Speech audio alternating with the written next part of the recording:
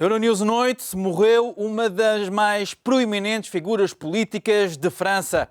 Jacques Chirac tinha 86 anos.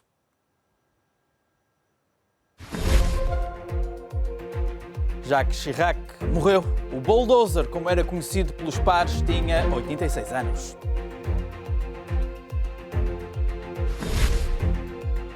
Nem acordo, nem um Parlamento britânico focado. O negociador-chefe da União Europeia, Michel Barnier, diz estar cético quanto ao Brexit. Um clube de milhões multado em tostões. O Barcelona foi condenado a pagar 300 euros de multa no processo de contratação de Griezmann. Duas vezes presidente, duas vezes primeiro-ministro e presidente da Câmara de Paris durante 18 anos. Jacques Chirac faleceu esta quinta-feira. Uma referência política em França e no mundo, foi lembrado por personalidades de todos os setores. Bandeiras a meia haste e 1 minuto de silêncio no Parlamento. A França está de luto por Jacques Chirac. Presidente da República entre 1995 e 2007, foi com ele que o país entrou num novo milénio. A presidência, em particular o segundo mandato, ficou marcada pelo europeísmo e pela oposição à guerra no Iraque. Antes do Eliseu, destacou-se como líder histórico do centro-direita francês, presidente da Câmara Municipal de Paris e primeiro-ministro, em coabitação com o rival e antecessor na presidência, François Mitterrand. Chirac morreu esta quinta-feira, aos 86 anos. As homenagens vêm de todos os setores. Na ONU, António Guterres lembrou um pioneiro da luta contra as alterações climáticas. Também o chefe dos negociadores da União Europeia para o Brexit e antigo ministro de Chirac, Michel Barnier, lembrou o homem e o presidente. Ele gostava das pessoas. Não podemos fazer política se não gostarmos das pessoas. Ele gostava das pessoas, da França e do mundo. Tinha uma curiosidade insaciável pelas culturas do mundo. Era um humanista.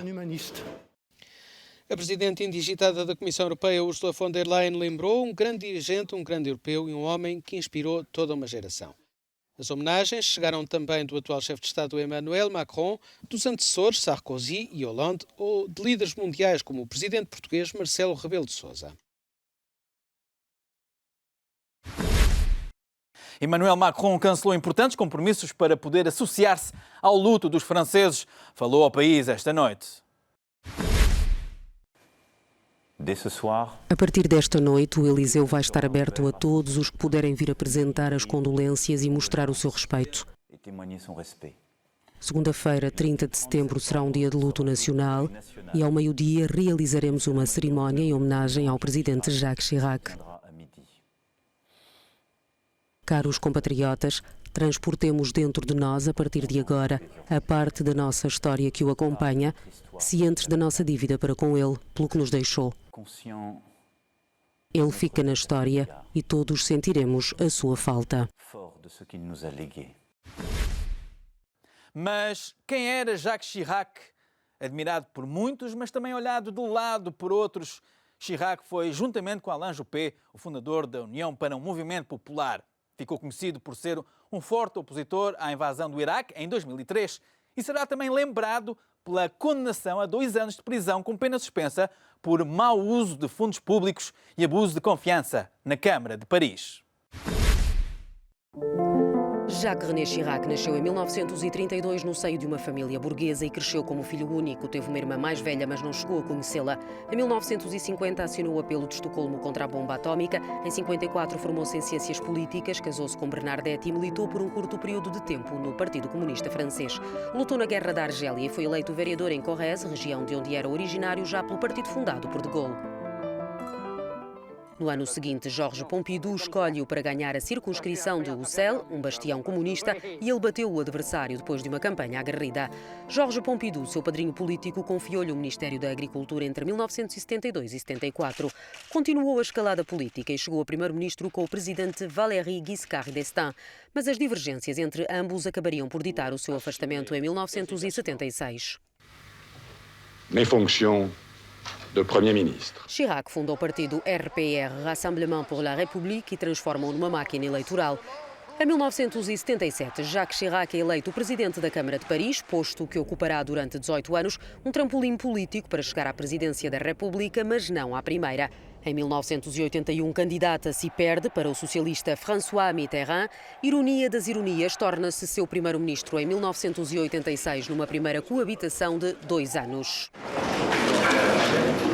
Os atritos entre os dois são claros. Mitterrand foi reeleito em 1988, Chirac afasta-se e regressa à Câmara Municipal de Paris. Torna-se finalmente presidente em 1995, graças à promessa de reduzir a fatura social.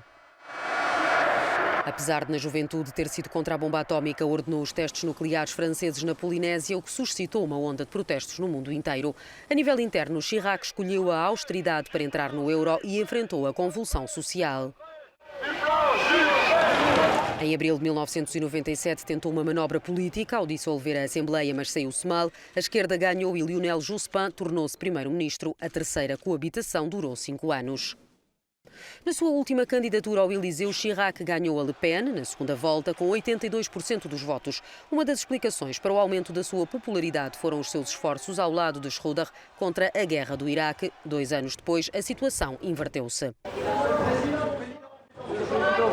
Em 2005, a derrota do sim no referendo sobre a Constituição Europeia compromete a sua credibilidade. Rejeitaram a Constituição Europeia. A decisão soberana é vossa e eu acato-a. Votre décision souveraine et j'en prends acte. Ainda em 2005, condecora o cineasta português Manuel de Oliveira com o grau de Comendador da Ordem da Legião de Honra. No mesmo ano, é hospitalizado após um acidente vascular cerebral. Em 2007, anuncia que não se recandidataria a um terceiro mandato, deixa o Palácio do Eliseu para se dedicar à Fundação para o Desenvolvimento Sustentável e Diálogo Cultural, depois de passar o testemunho a Nicolas Sarkozy. Começa aqui o pesadelo de Chirac, julgado e condenado em 2011 a 2 anos de prisão com pena suspensa por abuso de confiança, desvio de fundos públicos e prevaricação. Não compareceu em tribunal alegando, os seus advogados, problemas de saúde. Também não recorreu da sentença. A sua última aparição pública aconteceu em novembro de 2014, na cerimónia de entrega de prémios da sua fundação, na qual participou também o presidente francês François Hollande.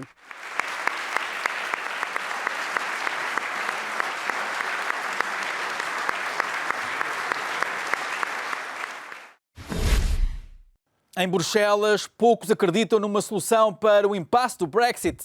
O grupo de trabalho do Parlamento Europeu sobre a saída do Reino Unido da União Europeia esteve reunido com o chefe dos negociadores, Michel Barnier, e as esperanças parecem ser poucas sobre um novo acordo ou entendimento no Parlamento Britânico, onde reina a confusão. Mr. Barry Sherman. Mr. Speaker, but as he started...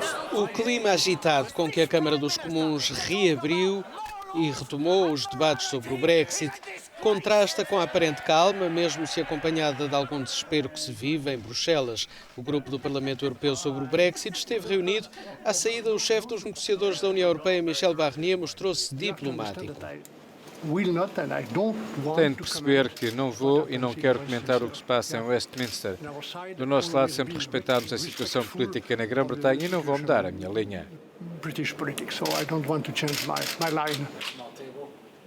Mas as conversações continuam e Barnier continua à espera de propostas credíveis do Reino Unido sobre como resolver o impasse do Brexit. Continuamos prontos para trabalhar sobre quaisquer novas propostas legais e operacionais vindas do Reino Unido. Outros, em Bruxelas, têm dúvidas sobre se Boris Johnson quer de facto encontrar um entendimento com a União Europeia.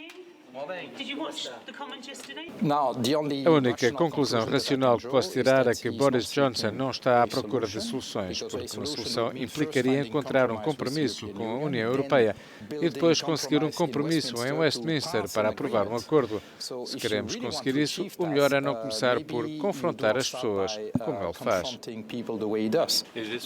Mesmo se os negociadores da União Europeia encontrarem um novo acordo com o governo britânico, não há certezas de que esse acordo vá ser aceito por um Parlamento de Londres em guerra permanente. As críticas a Boris Johnson choveram depois da intervenção do Primeiro-Ministro na Câmara dos Comuns.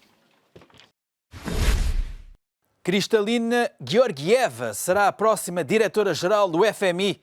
A búlgara, atual diretora do Banco Mundial, vai substituir Christine Lagarde num mandato de 5 anos e que começa já a 1 de outubro. O Conselho Executivo do FMI selecionou a búlgara Kristalina Georgieva como diretora-geral e presidente do Conselho Executivo por um período de 5 anos, a começar já no próximo 1 de outubro. Assumo a minha posição plenamente consciente dos desafios que enfrentamos. O crescimento económico global continua a desapontar, as tensões comerciais persistem e os encargos da dívida estão a aumentar em muitos países. Os últimos anos de Kristalina Georgieva foram passados nos corredores da Comissão Europeia. No mandato de Durão Barroso, foi comissária para a cooperação internacional, ajuda humanitária e resposta a crises. No mandato de Juncker, responsável pela pasta do orçamento e recursos humanos. A minha prioridade imediata é que o FMI ajude os membros a minimizar o risco de crises e a estarem prontos para lidar com crises caso ocorram. Isso significa também lidar com questões como desigualdades, clima, rápidas mudanças tecnológicas. A reputação da Kristalina Georgieva foi construída ao longo dos últimos anos como diretora executiva do Banco Mundial, mas também com o trabalho que exerceu nas diferentes comissões europeias como líder na luta global contra as mudanças climáticas e defensora da igualdade de género. Ideia que transmitiu à Euronews numa entrevista. Quando as mulheres se impõem, tomamos melhores decisões e o mundo torna-se num lugar melhor para todos. Por isso, mulheres, levantem-se, façam-se ouvir, estejam presentes. Espionagem industrial oriunda da China. A construtora europeia de aviões Airbus terá sido espiada por hackers chineses. A informação é avançada pela agência France Presse. Várias empresas subcontratadas da Airbus terão sido alvo de ciberataques nos últimos meses. A notícia foi avançada pela AFP. A agência cita fontes de segurança que acreditam que os ataques tenham tido origem na China, com o objetivo de roubar segredos comerciais e industriais. A Airbus ainda não comentou a notícia. Entre as empresas que terão sido atacadas estão a tecnológica Expleo e a fabricante Rolls-Royce. Ainda não se sabe se os hackers conseguiram roubar algum segredo comercial ou industrial, mas terão tido acesso à informação da Airbus. Apenas 300 euros de multa para o gigante Barcelona. Em causa está a denúncia do Atlético de Madrid, que acusa os catalães de negociarem com Antoine Griezmann, enquanto este ainda estava ligado aos madrilenos. O Atlético de Madrid pedia uma indemnização de 200 milhões de euros, mas a Federação Espanhola de Futebol multou o Barcelona em apenas 300 euros. Falo-lhe da queixa do Atlético sobre a transferência de Antoine Griezmann para o Camp Nou. Segundo o Clube de Madrid, os catalães assinaram um pré-acordo com o internacional francês em março, quando ele ainda estava sujeito a uma cláusula de rescisão de 200 milhões de euros. Mas o Barcelona fechou o negócio por 120 milhões, valor que só se aplicaria a partir de 1 de julho.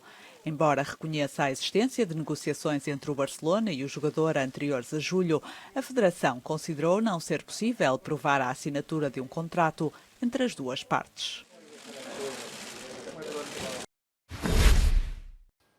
E chegamos ao final deste Euronews Noite. Até breve.